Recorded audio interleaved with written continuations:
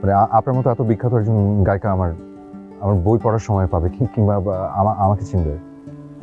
এর জন্যই কি এতক্ষণ আপনি আমাকে ইগনোর করছিলেন? ওই যে দূরে দাঁড়িয়ে সুন্দর করে হেসে হেসে কথা বলছে যে মেয়েটা, ওটাই অরিন হক। আমি দূর হতে তাহাকেই দেখেছি আর মুগ্ধ হয়ে চোখে চেয়ে থেকেছি। আর তার সাথে এটাও ভাবছি নিজে থেকে যেচে কথা বলবো নাকি।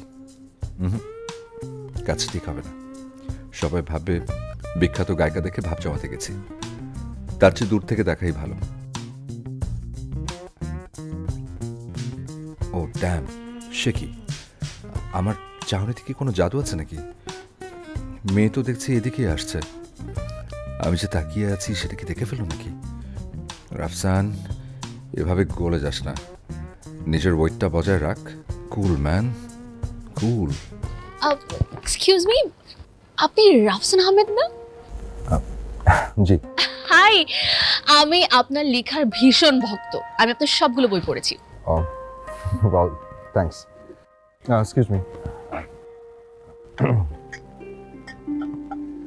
Thank you. আমি একটা কথা বলছিলাম। ও হ্যাঁ, তাই তো। না, আমি বলতে চাচ্ছিলাম যে আপনি এত ভালো কি করে লিখেন বলেন তো? আই এম সরি, আমি মনে হয় আপনাকে বিরক্ত করছি। না মানে এই পার্টিতে যারা এসেছে সবার বিহেভিয়ার খুব মেকি মনে হচ্ছিল, তো আপনার লেখা যেহেতু আমার খুব পছন্দ, এই জন্য কথা বলতে এসেছিলাম। আপনি সত্যি আমার বই পড়েছেন? হ্যাঁ অবশ্যই, নাহলে শুধু শুধু মিথ্যা কথা কেন বলবো? আমার মনে হয় না। আপনি যেরকম বিখ্যাত গায়িকা, আপনার বই পড়ার সময় কোথায়? আর তাছাড়া এসব পার্টিতে আপনারা যে নিজেদেরকে ইন্টেলেকচুয়াল প্রমাণ করার জন্য বলে থাকেন যে আমি বই পড়ি, এটা আমি জানি। আপনার জানাটা কিন্তু খুব ভুল। মানে আপনার 4টা বই আমি পড়েছি। আপনার প্রথম বই হলো অনুভূতি সমগ্র, দ্বিতীয়টা আপন ভুলিয়া, আর আমার সবচেয়ে ফেভারিট হচ্ছে গল্পগ্রন্থ, যেটার নাম মিথ্যে ঘটনার অবলম্বন।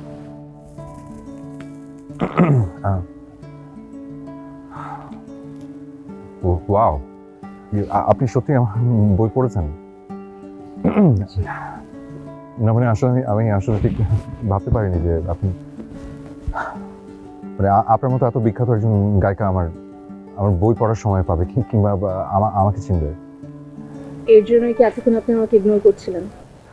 মানে হ্যাঁ, sorry. It's completely fine, it's okay. আপনার কাছ থেকে এতটুকুই চাওয়া, যেভাবে আপনি আমাদের জন্য গল্প উপন্যাস লিখছেন এভাবে লিখে যাবেন। Okay, please carry on. By.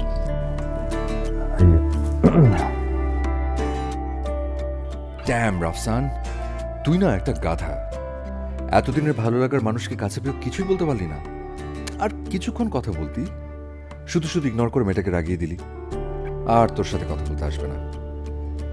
এখন আর এই পার্টিতে বসে থেকে কোনো লাভ নেই। তবে যাওয়ার আগে খাওয়া দাওয়া করে যাস। এত রাতে বাসায় গেলে ভাত পাবি না। ভাত চাইলে উল্টা ঝাঁটার বাড়ি পেতে পারিস।